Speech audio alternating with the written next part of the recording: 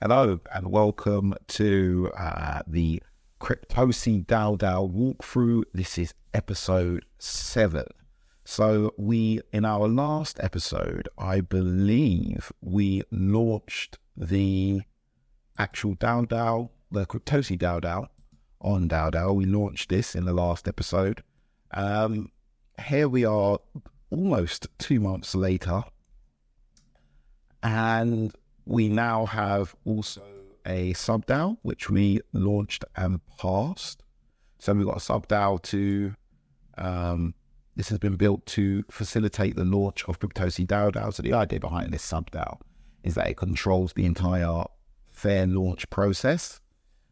This sub-DAO will be responsible for the distribution of the CRDT token. This should be CRDD, so there's a typo there, but we can get that changed. And the initial decentralization of the DAO. So we want the DAO to be launched in a decentralized manner with regards to the tokens. For more information, please go to CryptoSIDAODAO.tech. To join the discussion around the DAO, please join the Discord, and the link to the Discord is there. So that's what happened. There's $2.37 in estimated value in the DAO. There was a $1 token payout. This was just the payout to check the integrity of the sub-DAO, just to make sure you could put tokens in and take tokens out so that you don't end up with a massive amount locked in case you put in a massive amount. Of course, you can do that on testnet, but I think it's good practice to do this even if it's just as a ceremony on mainnet. And so we discussed it, and they done it. I didn't even do it. I've got no hand in this. It's the launch members that have got the hand in it, and I'm not one of them for obvious reasons. So that went through nice and well. That's the sub DAO. Now in the main DAO, we've got one proposal at the moment going through, which is to recognize the official CryptoSI DAODAO white paper version 0.1.0. We decided it couldn't be version 0.1 yet because the actual tokens are not quite distributed, which means we can't say that the white paper has passed community vote, as the community is not yet voting. So we called it 0.1.0. Semantic versioning, small spelling mistakes will be there. Little changes will be one. Big version changes will be in the nearest column to the left. The proposed white paper was shared on Steemit. I shared it on my own Steemit. Wherever it's shared doesn't really matter. The reason why I use Steemit is because it's saved to IPFS, so the text itself is saved to IPFS. You can edit it, or I can edit it. However, all of that edited will be also documented, so we can always go back and look at the original one, which actually we've not linked to. So we've kind of done that wrong. This should also link to the IPFS where this version of that post is saved. So that's a small oversight. It's not really a massive deal. And here we have the white paper. I will link to it in the description. It's pretty comprehensive. Goes through tokenomics, governance model, decision-making process, responsibilities, roadmaps, milestones, the process for onboarding new projects, risk factors, technical risk, financial risks, legal risk, operational risks, social risks, legal and regulatory considerations, compliance, and that's kind of where it ends so far. So we've got that. Currently, that looks like that's going through. 100% of the votes are for yes. We only needed a majority of 50%, and it's easily got that. So we're looking forward to that going through. However, here's where the controversy starts, or the real meat and potatoes of the video is, in that we've now started to discuss launching CryptoSI DAODAO's first project, which will be a launchpad. So the issue we've got here is that we've got this launch sub-DAO. However, we don't have, as yet, any way to really go through the launch process on Juno. Apparently there was a app called the Eclipse Pad, which was built on Juno, which was built with Juno funding, but they migrated over to another network who knows for what reasons. The Juno community don't seem that enamored with them, the small portion of the community that I spoke to. However, I'm sure they probably have their own reasons for deciding to do what they've done. So we've gone through the Vulcan launchpad. We have put forward a proposal. The proposal, well, it's a pre-proposal at the moment. It's a draft proposal, and it's for ICO launchpad on Juno network. So we go through all of the functional things that will be happening, what it will be able to do, authenticate users, create ICOs, manage ICOs, have an investor dashboard.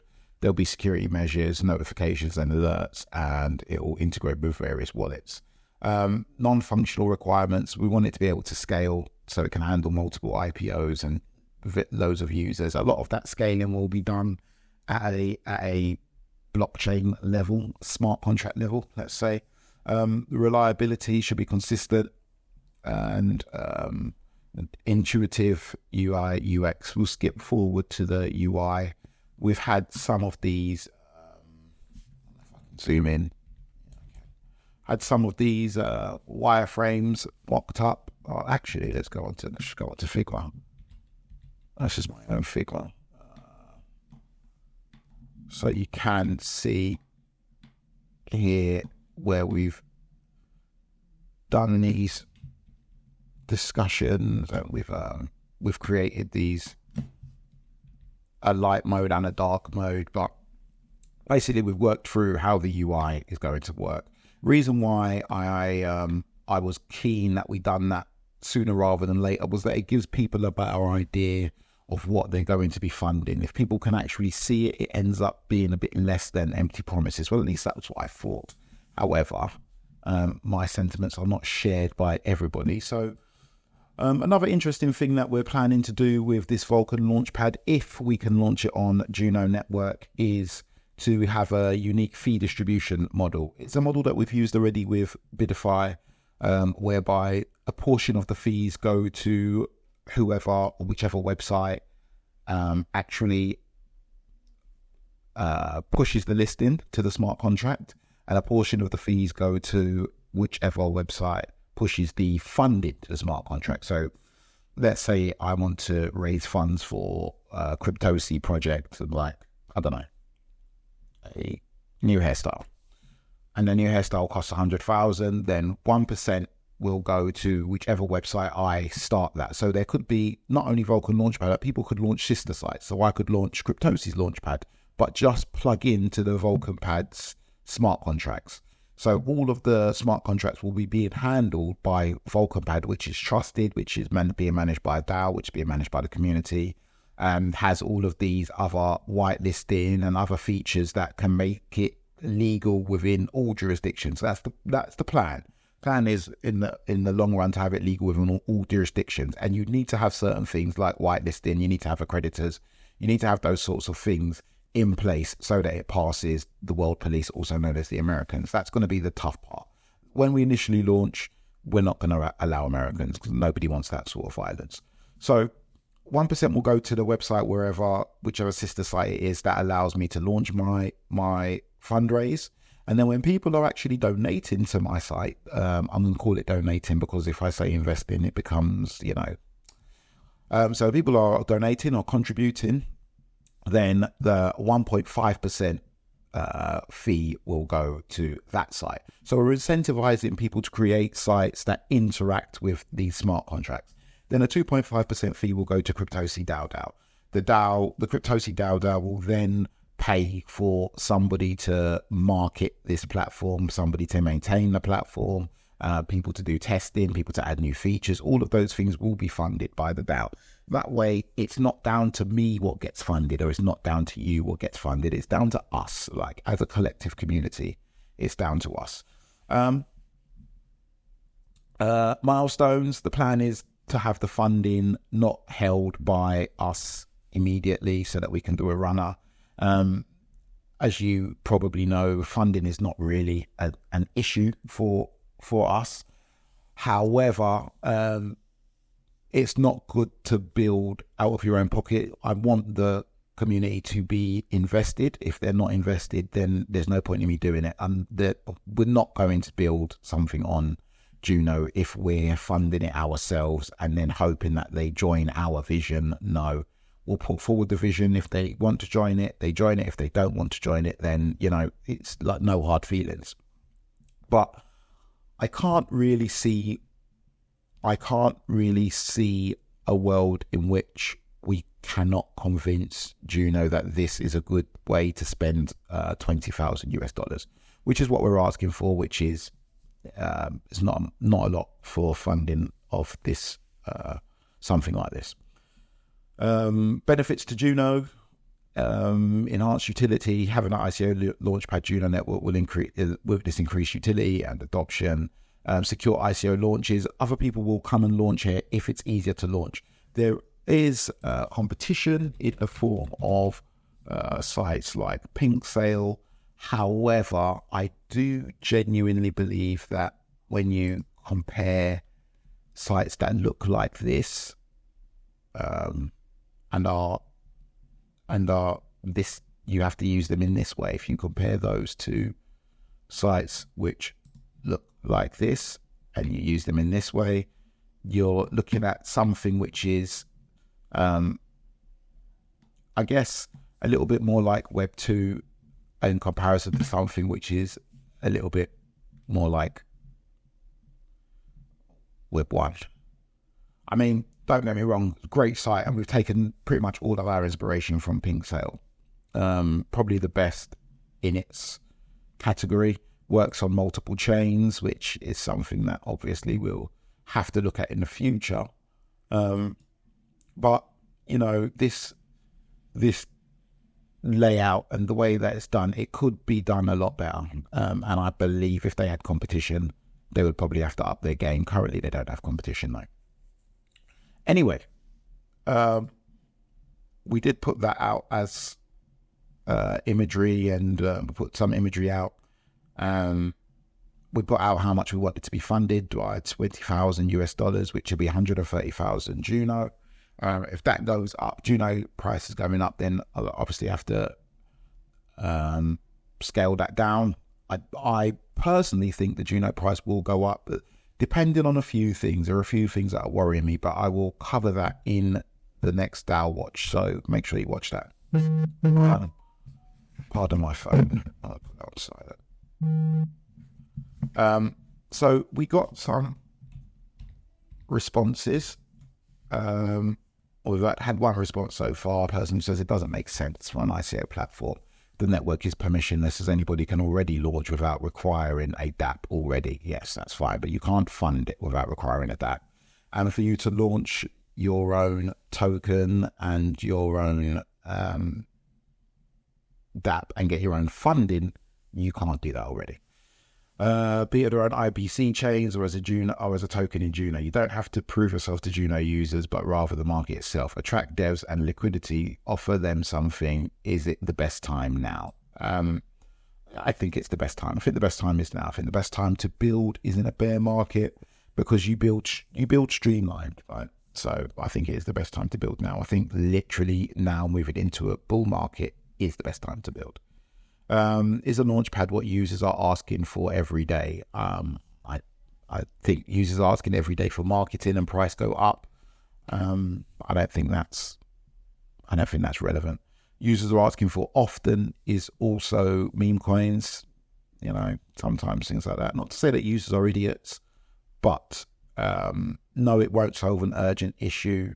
No, it's not what users have been asking for every day. Does that mean they shouldn't get built? No.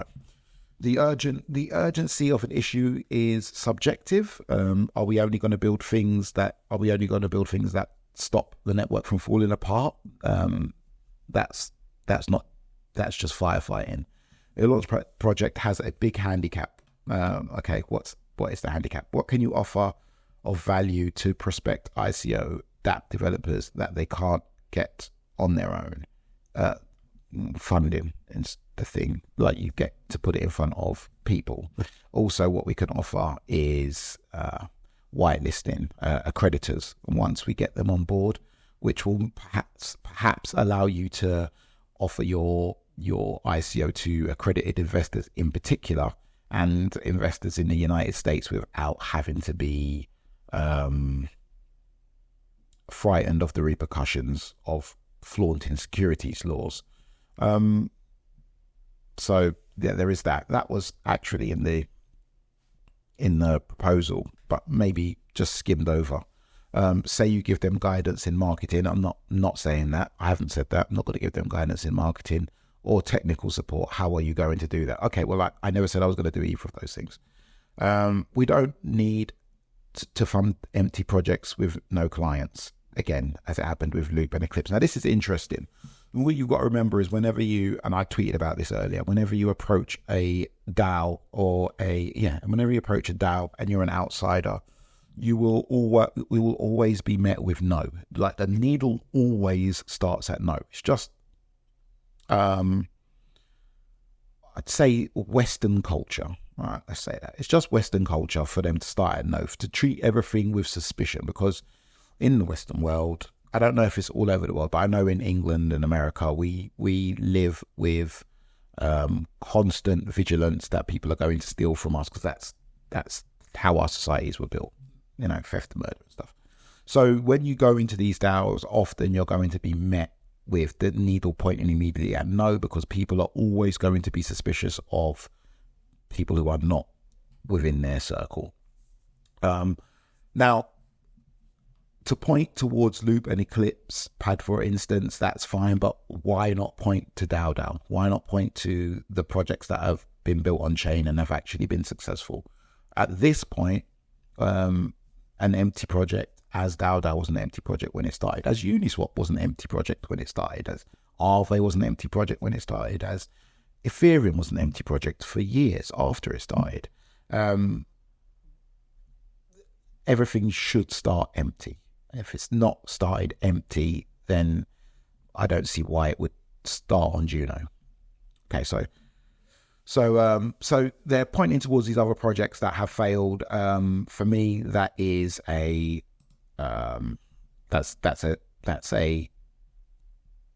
sorry, but that's nothing to do with me.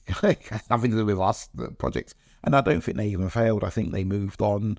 And I think also you've got to consider that there are building blocks, and maybe they needed to have DAODAO already launched before them, or maybe they needed to have Vulcan Pad already launched before them. So if you don't have all the things launched at the same time, some things will be built and fail. Like the DAO on Ethereum was built and failed. But does that mean that anytime a DAO comes along, you should say, oh no, well, the first one was the biggest technical failure in crypto history, resulting in the second biggest fork in crypto history?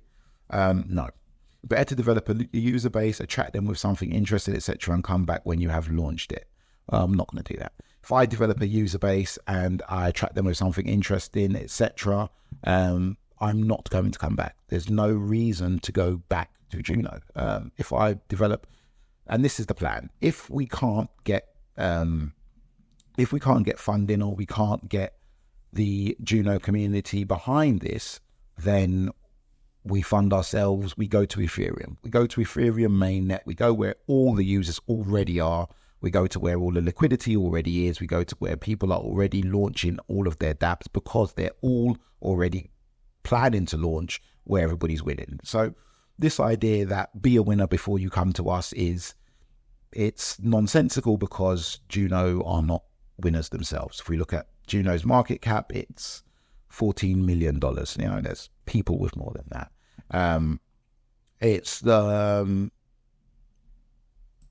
If we look at and this is not to poo on Juno, but let's just assess where we currently are and, act accordingly. Okay, we're down 93.9% on the year. That's not on all-time highs. That's on the year. On all-time highs, we're down 99.6% on all-time highs. So to go and to say to somebody, okay, well, don't bring your ideas here, go and prove yourself somewhere else, get your users, get all of that stuff, and then come here, I don't want to say how dare you, but it doesn't make a lot of sense. So,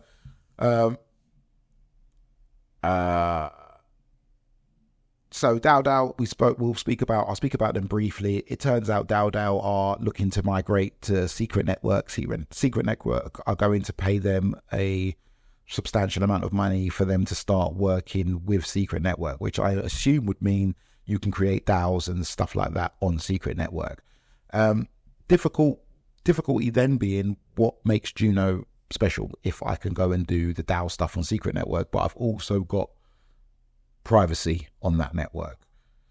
Do we have an issue whereby Juno then falls behind?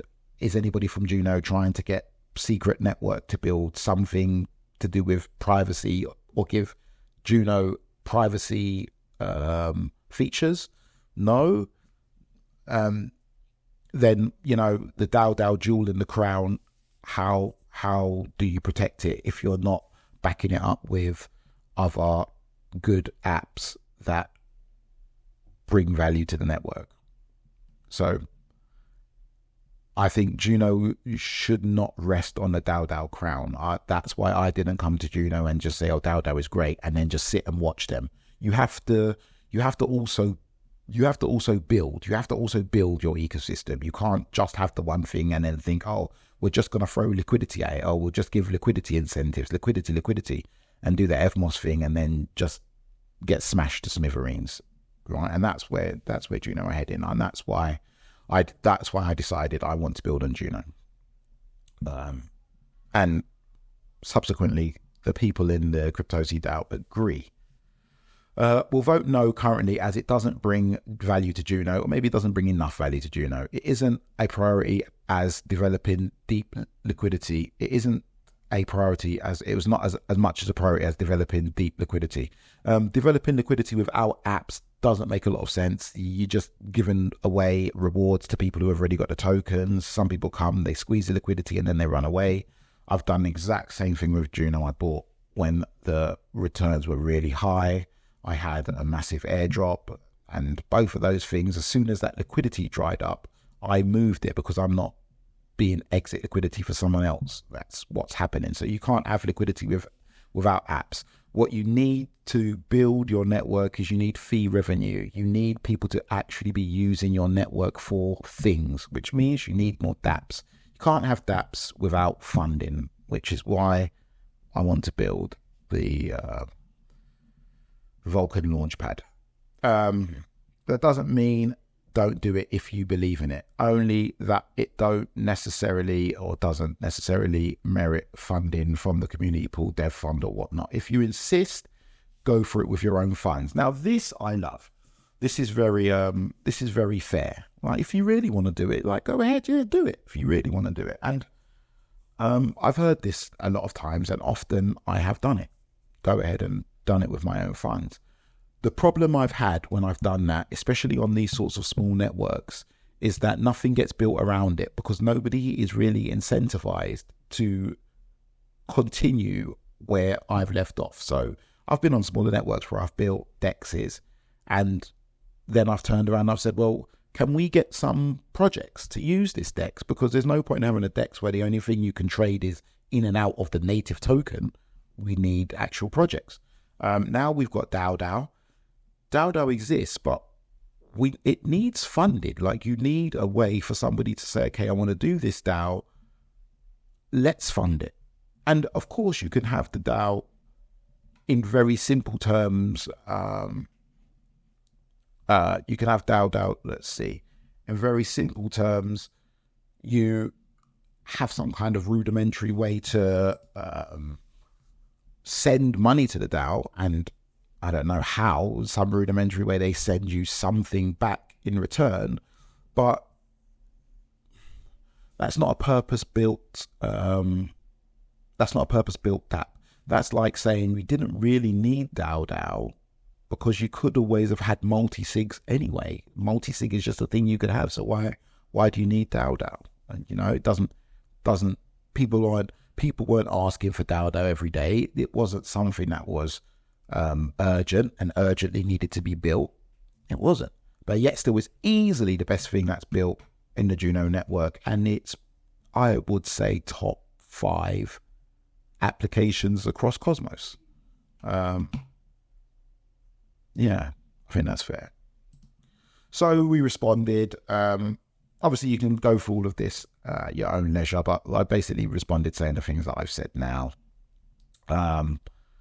Comparing some with previous projects, launching on Ethereum versus Juno. Now, this is the issue that we've had, and when we discussed it with our launch partners, that was what some of them said. They said the problem with launching on Juno is that it's small network. Sometimes small networks, you have small network mentality, which is what stops small networks from becoming big networks again.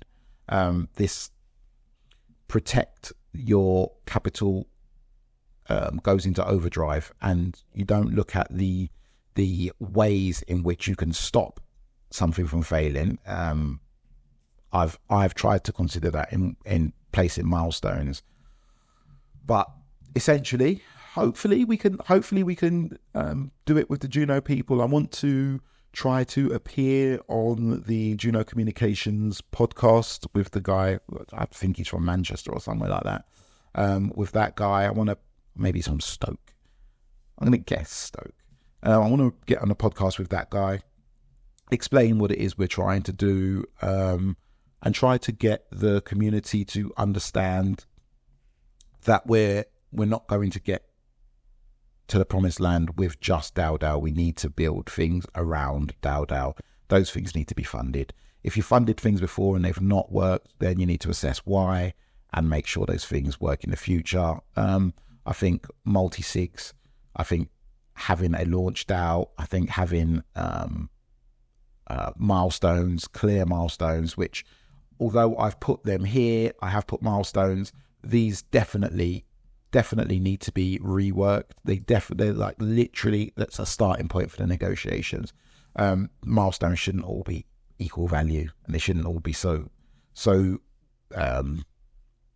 literally carved up off official launch and marketing. It's not really a milestone. Beta testing and feedback, yes. Development integration, yes. Design and architecture, yes. There's no upfront fee, which I would like to see. People probably wouldn't like to see. And obviously, we've already spent money doing things. We've already gotten to this point, so we've already spent money having our things designing our logo, designing this workflow. All of these things will take time and money. So, also what I done was I fired back a few questions at the person who replied. I was really grateful that he replied, because there's nothing worse than people who think these things but then don't say it. Like, I love that he's replied, because it gives me a breakdown of his fears, or his or her fears, and I can alleviate them one by one. Like, each and every single one I can alleviate. There's not a single thing there that I'm looking at and I'll like, you know what, you're right, maybe I shouldn't do this. The only one being, is it better to develop a user base elsewhere? And we discussed that, and some of the people within the launch project also think we should just go directly to Ethereum. Like, why waste our time with this smaller chain? Now, the way I see it is, if you build on a smaller chain and the smaller chain becomes bigger and you build with that, then you're actually doing something. You're actually adding value somewhere. If you take it to Ethereum, you're not adding value to, well, you are adding value to Ethereum, but it's much smaller. I'd much rather be a part of something very much different. I want to be part of an ecosystem which does use a much better language for its smart contracts, and those are like probably not important to end users, but to people like me, like, maybe we should do it right. It's not healthy if Ethereum captures everything, or even Ethereum's L2s capture everything. Everything is in the hands of this small, I don't want to say Russian mafia, but this small cabal of people who are currently in control of Ethereum. You do, for me personally, you do have to build up the underdogs. You do have to have 4 or 5, and Cosmos is one of them. Juno is probably the best smart contract network within Cosmos. But having said that, currently we have to admit that Juno is not it's not performing the way, or in a way that it can say to a person like me with my experience, or without even my experience, an idea like this to go elsewhere and come back once they're successful. That was one part I didn't really took that a bit personal. But anyway, I'm going to wrap up now. Lastly, we understand the community's decision regarding funding. So whatever the community decides, like, I'm fine with it. Literally no hard feelings. For me, it's a toss up anyway. If the community says no, then the good thing about it is now I know, and it would be the second, third time that we've tried to do things with smaller communities. And from a strictly business point of view, it's definitely not the right move. Like, you go to where the users are, where the fee revenue is the highest. That's where you go. Strictly from a business point of view, it's not the right idea. It's not the right move. But a lot of this, what we're doing, like what I'm doing, a lot of it is passion project. A lot of it is not strictly business. It is passion project. Strictly business was 2014. We've done strictly business. We've completed that game. We've made our money. We've bought our castle. We've done that. Now we need to try to disrupt. Now we need to try to make something worth doing. So I'm not looking at it from a strictly business point of view. However, if you try to do something and you try to work with these smaller chains and they tell you, no, go away, you go and build somewhere else, then yeah, you go build somewhere else. This last question I like, which I sent to him, you're currently saying no with regards to this pre-proposal. But if you had to score your thoughts out of 100, with 0 being heck no and 100 being let's go, what would your current score be? Let's try and get you to a 60 or 70. Now, what I really want to do is I want to get this person to say yes. If I can get this person to say yes, then I can launch it as a proposal on the Juno network. When I do that, I'll make a tutorial for that so that other people can do the same. But this guy is my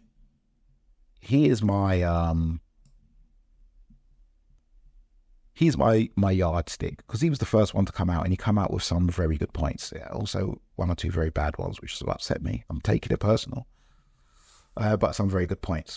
So on that note, with this being easily the longest video in this series, we're going to wrap up. We know where we are. If we can get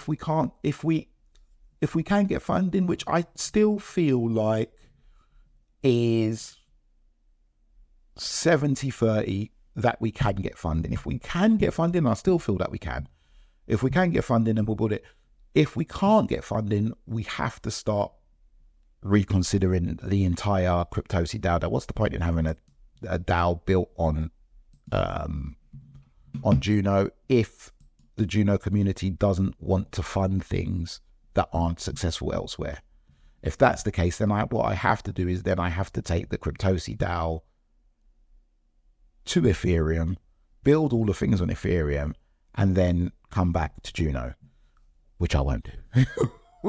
which nobody does. Like Uniswap, Aave, not even those, even halfway successful ones, I don't know, CowSwap, even ones that are not massively successful, they're not migrating, changing their whole code base to try and build it in Rust and doing all of that. They're not doing all of that to come back to Juno. So that this could be, I don't want to talk relegation before we're even in the battle, but this could be the end of the CryptoSI DAODAO. If we can't get funding, I'll say it now actually, if we can't get funding, this will be the end of CryptoSI DAODAO. But unless we get purely more negative comments on here, if we get one positive comment, then especially if we get one from this guy, from the first guy, if we get a positive comment from him, then we're putting it to the vote. If we fail the vote,